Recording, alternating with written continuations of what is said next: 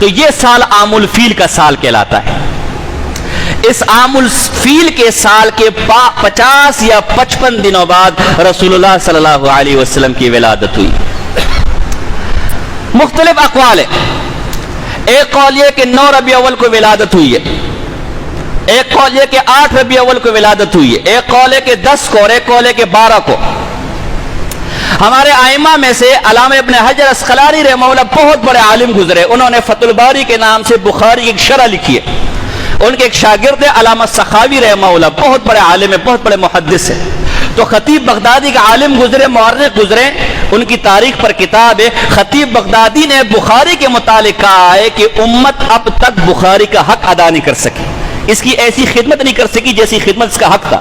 تو علامہ سخاوی رحمہ فرماتے ہیں اگر خطیب صاحب میرے استاد صاحب کی یہ فتح الباری دیکھ لیتے تو اپنے اس قول سے رجوع کر لیتے میرے استاد نے بخاری کا حق ادا کر دیا، ایسی شرح لکھی۔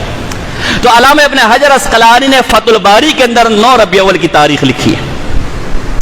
اسی طرح علامہ عینی حنفی رحمہ اللہ نے عمدۃ القاری کے اندر بھی 9 ربیع اول کی تاریخ لکھی ہے۔ علامہ سخاوی نے بھی 9 کو اختیار کیا ہے۔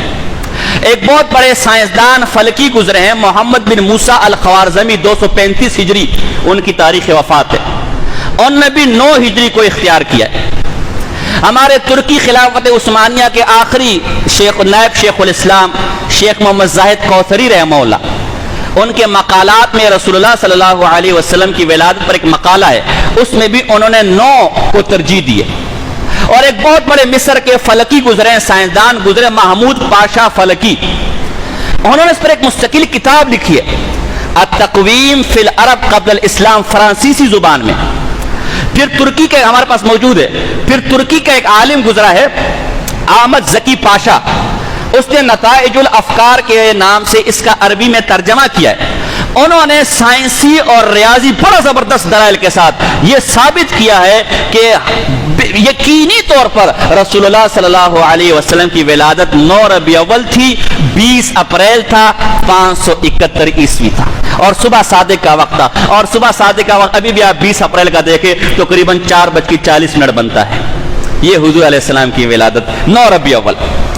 ایک قول اور ہے، ہمارے بڑے پیارے بھائی ہیں، بریلی بھائی ہیں ہمارے، ان کے ایک عالم گزرے، بہت بڑے عالم، وہ کہتے اس سے بڑا عالم کوئی نہیں، مولانا احمد خان صاحب بریلوی، ان کی کتاب فتاوی رضویہ جلد نمبر 26، اس کی صفحہ نمبر 412 پر لکھتے ہیں کہ اکثر محدثین حتیٰ کہ صحابہ میں عبداللہ ابن عباس رضی اللہ تعالیٰ عنہ اور جبیر بن مطعم رضی اللہ تعالیٰ کا نظریہ اور قول یہ ہے حضور علیہ السلام کی ولادت 8 ربیع اول کو ہوئی ہے۔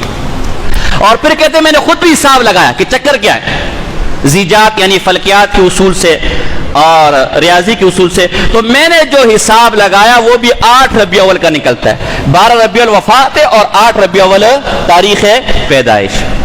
تو اب معلوم نہیں کہ 12 ربیع اول کو جو کیا جاتا ہے وہ کس عنوان سے اور کس کے تحت کیا جاتا ہے، اس لیے کہ جو کر رہے ان کے بڑے بھی 8 ربیع اول کو مان رہے تاریخ پیدائش، 12 ربیع اول کو بالاتفاق وفات مان رہے۔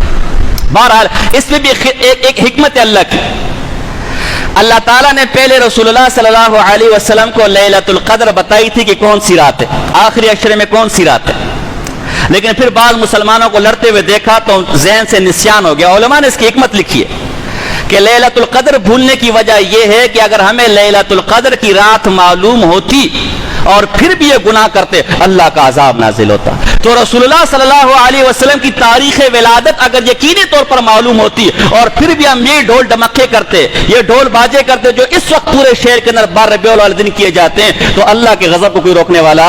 اللہ نے اس تاریخ بلانے کی برکت یہ کر دی کہ رسول اللہ کی اصل تاریخ ولادت جو تھی اس میں ان خرافات کو پاک کر دیا۔